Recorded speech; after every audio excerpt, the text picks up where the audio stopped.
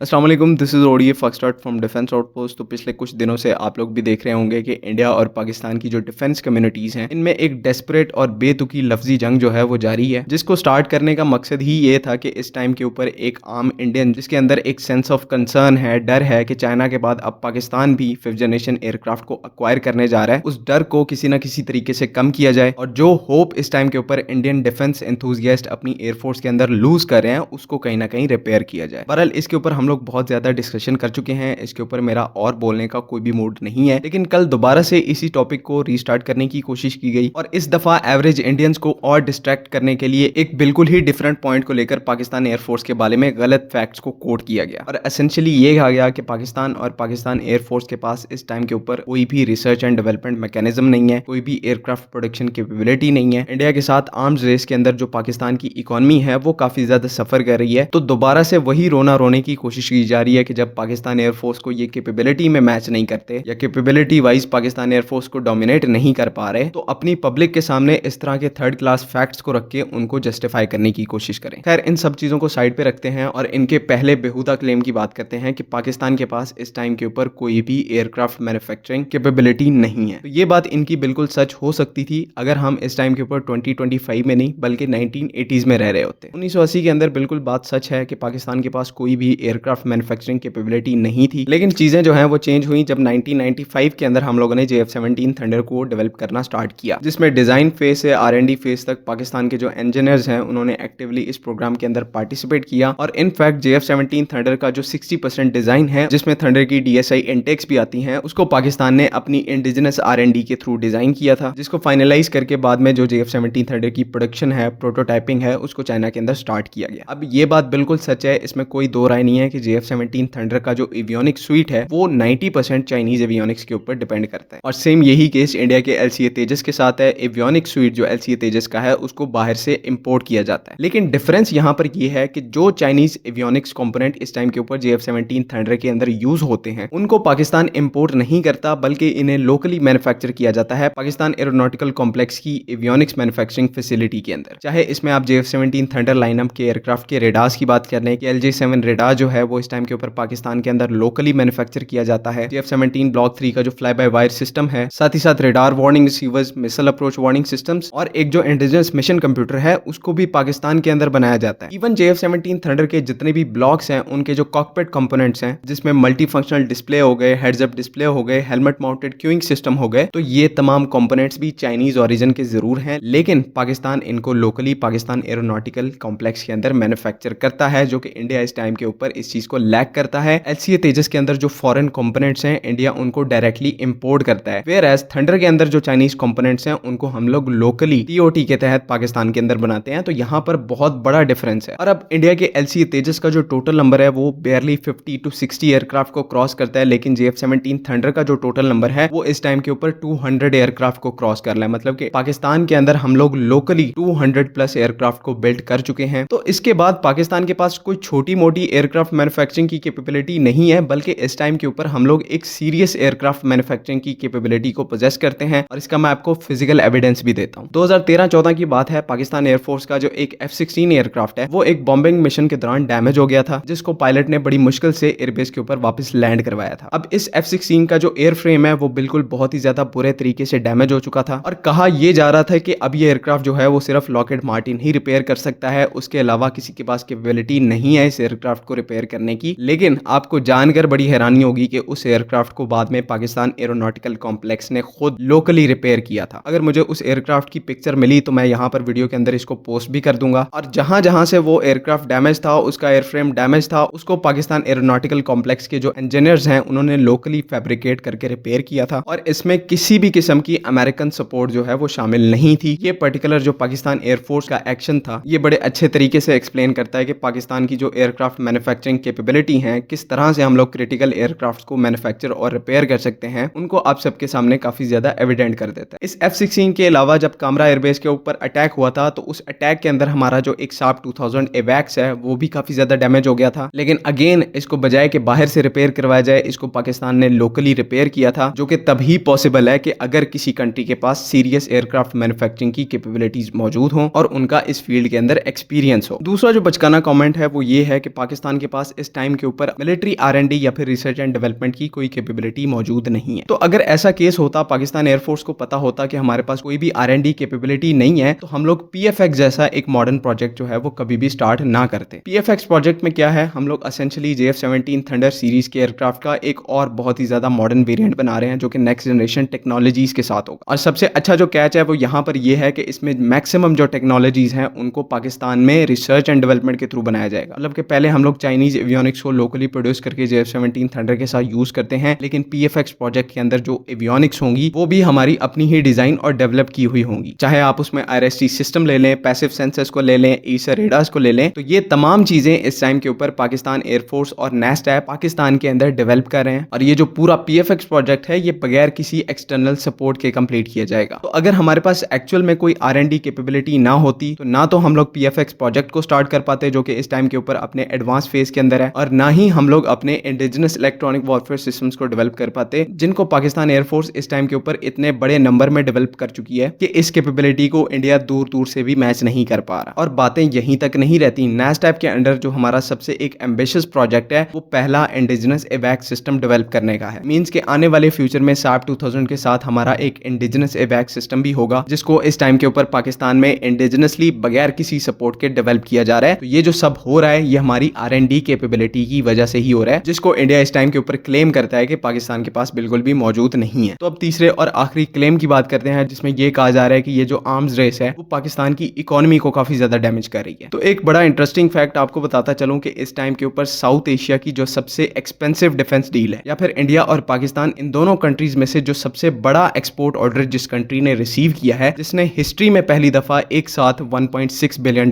का जो defence package है या डील है उसको रिसीव किया था, जिसमें अजरबैजान को हम लोग JF-17 ब्लॉक 3 प्रोवाइड करेंगे। और उस डील में से तकरीबन $1 बिलियन जो है वो सिर्फ पाकिस्तान का कट है, जो कि पाकिस्तान को मिलेगा। और सिर्फ यही एक सिंगल डील नहीं है, इस टाइम के ऊपर हम लोग इराक के साथ भी multi billion dollar deal sign कर चुके हैं, जिसके तहत हमें उन्हें भी JF-17 ब्लॉक 3 जो है वो प्रोवाइड करने हैं। और इन तमाम डील्स में से जो 75% कट है वो पाकिस्तान का है, वो पैसे जो है वो पाकिस्तान को मिलेंगे। बाकी जो हमारी लोकल डिफेंस कंपनीज हैं, कोई UAVs को एक्सपोर्ट कर रहा है, मल्टी लॉन्च रॉकेट्स को एक्सपोर्ट कर रहे हैं, छोटे ड्रोन्स को एक्सपोर्ट कर रहे हैं, तो इनको तो हमने अभी काउंट ही नहीं किया। और जो ये इंडियंस एक गलत मिसकंसेप्शन फैलाने की कोशिश कर रहे हैं कि इस आर्म्स रेस में पाकिस्तान की इकोनॉमी को काफी ज्यादा नुकसान हो रहा है, तो जो ग्राउंड रियलिटी है वो बिल्कुल इसके ऑपोजिट है। हमारी जो डिफेंस एक्सपोर्ट्स हैं उनसे हमारी इकोनॉमी को इतना ज्यादा फायदा हो रहा है जितना कि पिछले 20 सालों में कंबाइंड तौर के ऊपर नहीं हुआ। आज 2025 में पाकिस्तान की मिलिट्री और हमारा जो इंडस्ट्रियल कॉम्प्लेक्स है उसके पास अपनी एक रिसर्च एंड डेवलपमेंट और मैन्युफैक्चरिंग बेस मौजूद है। हम लोग इस टाइम के ऊपर अनप्रेसिडेंटेड पेस के साथ फाइटर एयरक्राफ्ट को अपनी प्रोडक्शन लाइन से उतार रहे हैं, एक्सपोर्ट कर रहे हैं, और साथ ही साथ जितने भी हमारे इंडिजिनस प्रोजेक्ट्स हैं उनमें जो इंडिजिनस कंटेंट है वो लगातार बढ़ता जा रहा है। तो ये जितने भी गलत फैक्ट्स हैं, अपनी नेशंस को एक सेंस ऑफ फियर से निकालने की जो कोशिश है ये बिल्कुल बेकार है। डिस्पाइट हमारा इतना छोटा बजट है, लेकिन हमारी जो डिफेंस कैपेबिलिटीज है बहुत ज्यादा बेहतर है। उम्मीद है कि यहाँ पर तमाम चीजें क्लियर हैं। अगर इनसे रिलेटेड कोई भी कंफ्यूजन है तो काइंडली कमेंट्स में जरूर पूछें। बाकी अगली वीडियो तक के लिए अल्लाह हाफिज। पाकिस्तान जिंदाबाद।